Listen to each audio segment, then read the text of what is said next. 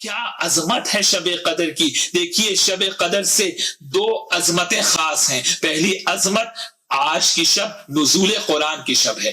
دوسری عظمت شب قدر امام زمانہ علیہ السلام جل اللہ تعالی فرجہ الشریف کی. نہ کہ صرف عظمت کی رات ہے بلکہ ان کے وجود پر دلیل بھی ہے.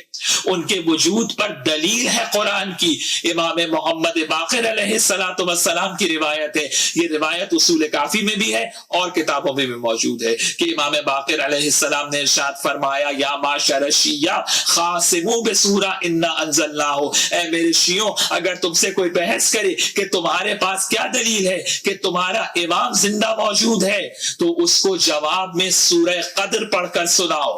اور جب تم آیت پڑھو گے سورہ قدر کی تو اس سے پوچھو کہ اگر ہمارا امام نہیں ہے تو پھر کون ہے کہ جس پر شب قدر میں ملائکہ نازل ہوتے ہیں. شب قدر میں ملائکہ کا نزول دلیل وجود امام مہدی علیہ السلام ہے. شب قدر امام زمانہ جل اللہ تعالی فرجہ الشریف کی رات ہے. اور دوسری چیز سورہ دخان میں جو ہم پڑھتے ہیں انا انزلناہ فی لیلۃ مبارکۃ انا کنا منذرین فیہا یفرق کل امر حکیم، کہ شب قدر میں امر الہی تقسیم ہوتا ہے. شب قدر میں تقدیر کے فیصلے ہوتے ہیں. شب قدر میں قسمت کے فیصلے ہوتے ہیں. شب قدر میں رزق تقسیم ہوتا ہے. تو اگر ملائکہ ہی امر کو تقسیم کرتے ہیں تو پھر زمین پہ نازل کیوں ہوتے ہیں؟